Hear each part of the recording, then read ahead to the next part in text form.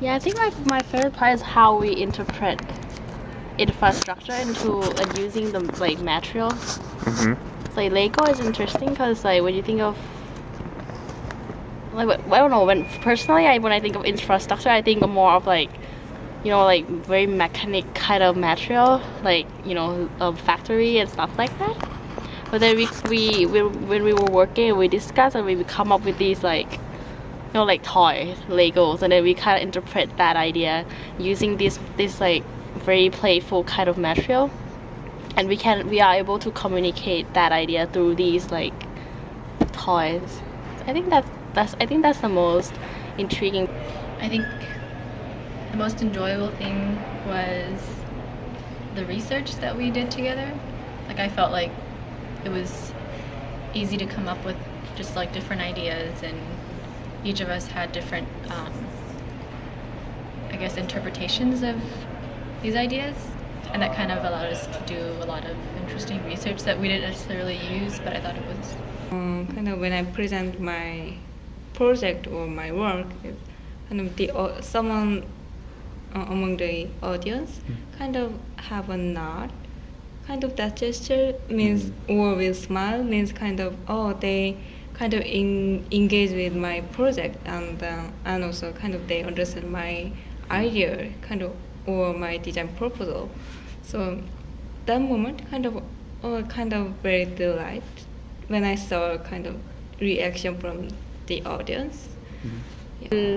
Well, from where I come from, like in Thailand or like in my background, aesthetic of appearance, like how beautiful it is, they really like focus on that back at home.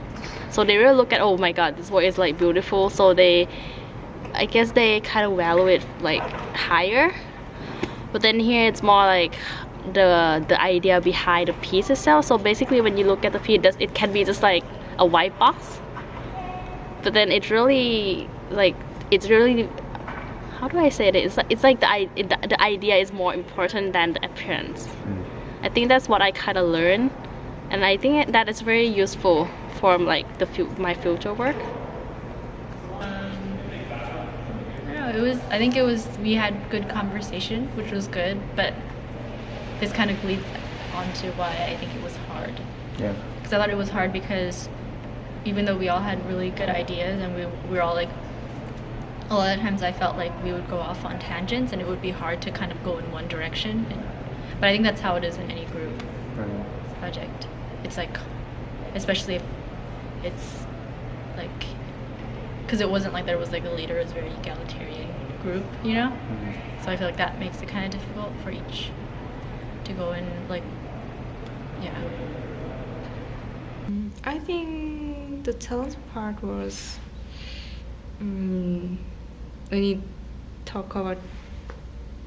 you try to develop our concept things. At the time we have to talk about a lot each other, but it's kind of because of the project was the group project, so maybe each person have a different perspective, so and have a different experience, so it's kind of make a one concept together. So it's like begin, middle part, and then end. But then with this kind of project, it's very open. It's kind of like open-ended. Like it really depends on how, like the audience we kind of have to execute the work, that it's very open for interpretation, I guess. So the idea is there, but then the way we execute it it's ambiguous in a way. So it's not something that I'm like familiar with, I guess. That's why I think it's very challenging to kind of do these like the Lego project, because it's very conceptual and it really depends on the audience to interpret in their own way. So I think that's like the most challenging part. I think not for me, I mean for everyone in the group too. Not sure which part could be applied for my future project, but I think that also could be my experience for developing my design thinking. Mm. So yeah, maybe